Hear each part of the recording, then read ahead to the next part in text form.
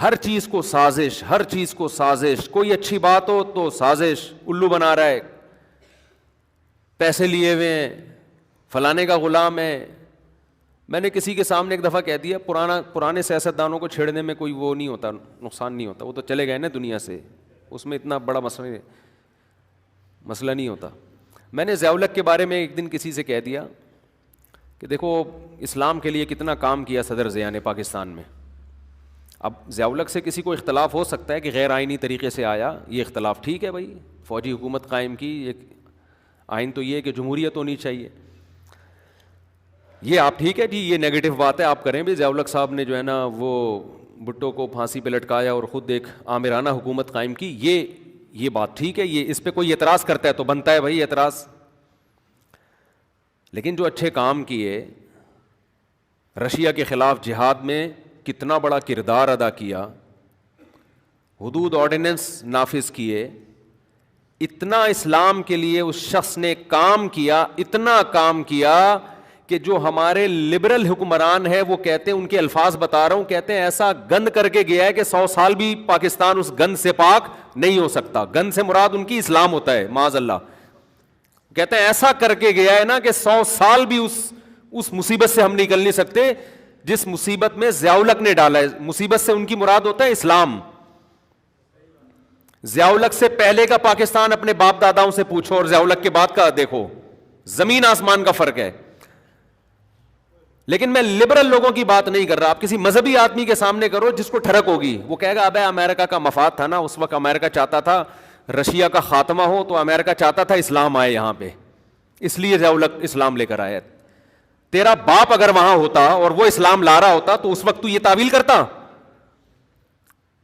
تیرا جو سیاسی لیڈر ہے وہ اگر اس وقت اسلام کی بات کرتا تو کہتے ہیں ہمارا سیاسی لیڈر ماشاءاللہ کتنا نیک ہے. لیکن تمہاری چونکہ اس سے ٹھڑک تھی، تم اپوزیشن میں تھے، تو اب جو اسلام کے لیے اس نے کیا ہے وہ اسلام کے لیے نہیں، وہ امریکہ کو خوش کرنے کے لیے فضول قسم کی باتیں کرتے. یہ ہماری قوم کی سوچ ہے.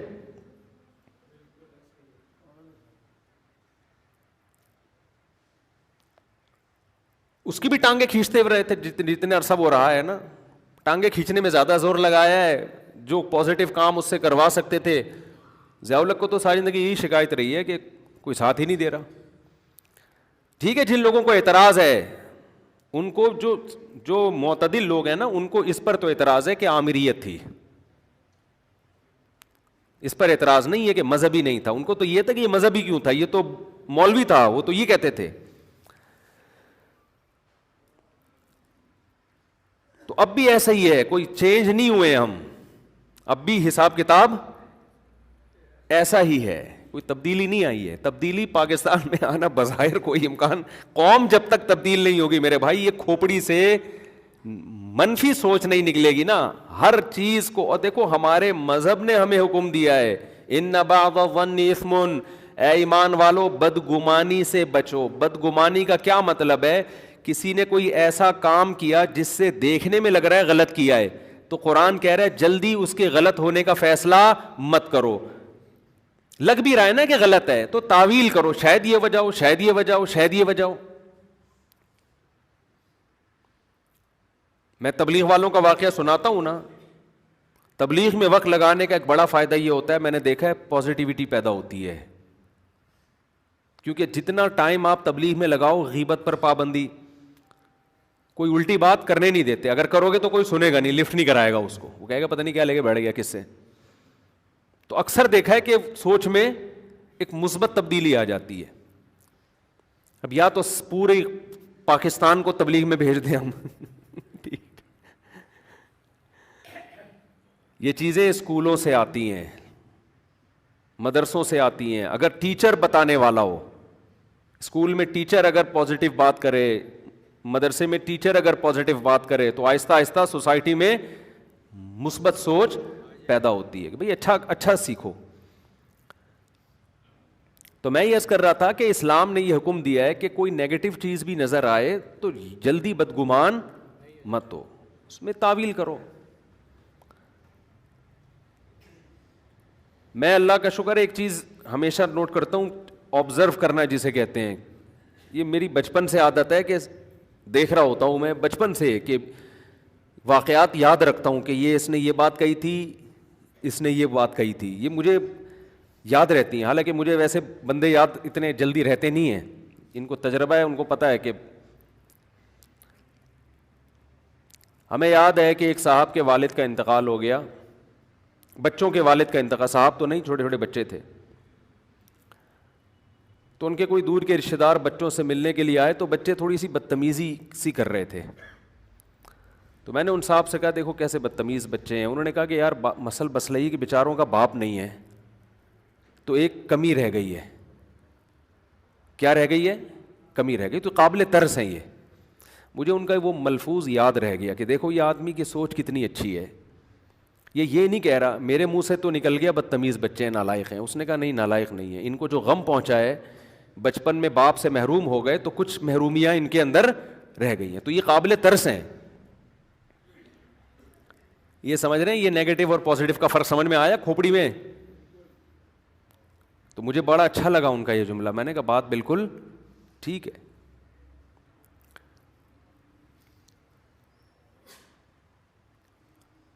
ایک اور واقعہ سنا دیتا ہوں. ایک خاتون کے میاں کا انا للہ ہو گیا، ہوتا رہتا ہے.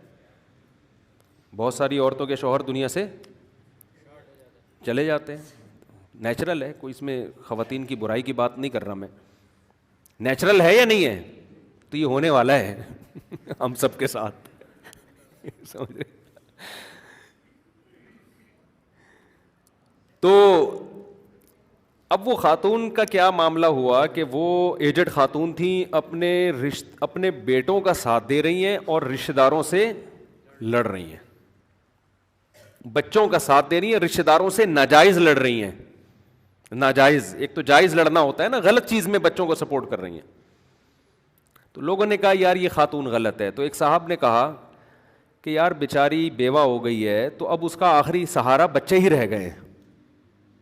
اب وہ اگر بچوں کو چھوڑ کر رشتہ داروں کی سائڈ لے گی تو وہ تو اور تنہا ہو جائے گی نا. حالانکہ بات غلط ہے بھائی، جو صحیح ہو غلط ہو، ہر قیمت پہ جو صحیح ہے اس کا ساتھ دینا چاہیے نا. لیکن کتنی اچھی تعویل کی نا کہ اس عورت کو آپ دوسری عورتوں پہ قیاس مت کریں. ان کا کہنا یہ تھا کہ یہ اس عمر میں کہاں اپنے بچوں سے لڑ سکتی ہے، رشتہ دار تو آتے جاتے رہتے ہیں، بچوں کو کہاں چھوڑے گی. اس وقت میرے دماغ پہ یہ جملہ کلک کیا. میں نے کہا دیکھو یہ آدمی کتنا پازیٹیو سوچتا ہے کہ اس کی مجبوری سمجھ رہا ہے. مجبوری دیکھو، اپنے لیے قوانین سخت رکھو، دوسروں کے لیے ہلکے رکھو. ہم جب اپنی باری آتی ہے تو گنجائشوں کے ہمارے سامنے کھلے میدان ہوتے ہیں، اور جب دوسرے کی باری آتی ہے تو فوراً اس کے اوپر ایک فتویٰ لگا دیتے ہیں.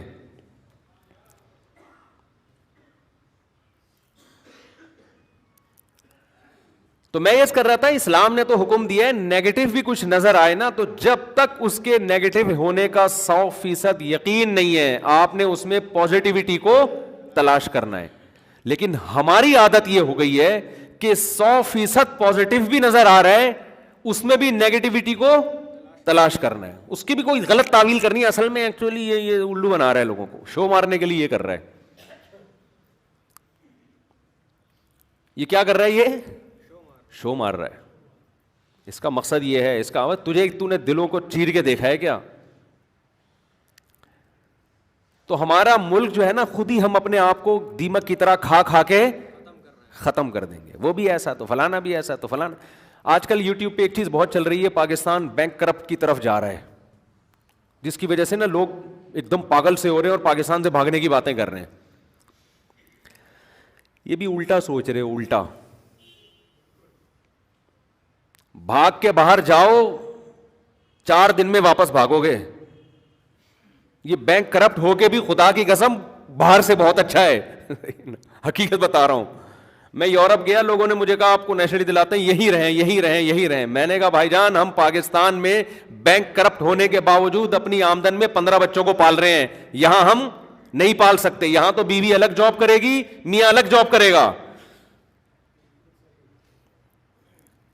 تو کیا کرنا ہے ایسی اکنامکلی مضبوط ہونے کا جس میں بیگم کو الگ کمانا پڑے، میاں کو الگ کمانا پڑے. ہم تو ویسے بھی نیچرلی نہیں ہے. آپ کی بیگم بھی صبح آفس، جو جن کی بیگمیں کماتے ہیں ان پہ طنز نہیں کر رہا, ان کی کوئی مجبوری ہوگی بھائی وہ جانے, لیکن ہمیں تو یہ چیز سمجھ میں نہیں آتی یار کہ میاں بھی کما رہا ہے بیگم بھی کما رہی ہے. کیا خیال ہے, آپ کوئٹہ سے ہیں نا, کہاں سے ہیں آپ؟ پشاور سے. پشاور میں یہ ہوتا ہے؟ بالکل نہیں ہوتا, نہ کوئٹہ میں نہ پشاور میں. اب کراچی میں رواج چل پڑ رہا ہے. کوئٹہ میں ایک ایک پٹھان جو ہے 15 بچوں کو, بیگم کو ٹماٹر کی ریڑھی لگا کے پالے گا اور کھلا رہا ہے وہ سب کو. یہ تو یار عجیب سی بات ہے یار. آپ بھی صبح آفس جا رہے ہیں, آپ کی بیگم بھی آفس جا رہی ہے, وہ اپنا کما رہی ہے, آپ اپنا کما رہے, تو اخپل اخپل ہو گیا ہے تو سارا. سوشل لائف تو گئی ختم. ٹھیک ہے کچھ لوگ کی مجبوریاں ہیں, کچھ ہوں گے ان کے حالات, میں کسی کی ذاتیات پہ نہیں جاتا, ہم سے اچھے ہی ہوں گے وہ, کسی پہ طنز نہیں کر رہا میں. کسی کی بیگم کما رہی ہے تو آپ اس کو برا بلا کہیں, وہ جانے, ان کی مجبوری جانے. بہت سارے مسائل ہوتے ہیں بعض دفعہ, لیکن یہ نیچرل بہرحال نہیں ہے, بلا ضرورت یہ کام کرنے کا نہیں ہے. میں تو مردوں سے کہتا ہوں یار سوکھی روٹی قہوے کے ساتھ کھا لو, بیگم گھر کی چار دیواری میں ہی اچھی لگتی ہے. بولو کوئی بات نہیں, سب کچھ دنیا میں کھانا پینا نہیں ہوتا. جیسے ایک موٹیویشنل اسپیکر کا ایک بیان آیا کہ سب کچھ دنیا میں پیسہ کمانا نہیں ہوتا, نیچے کسی نے لکھا تھا یہ بات بتانے کے یہ 1 لاکھ روپے لیتے ہیں.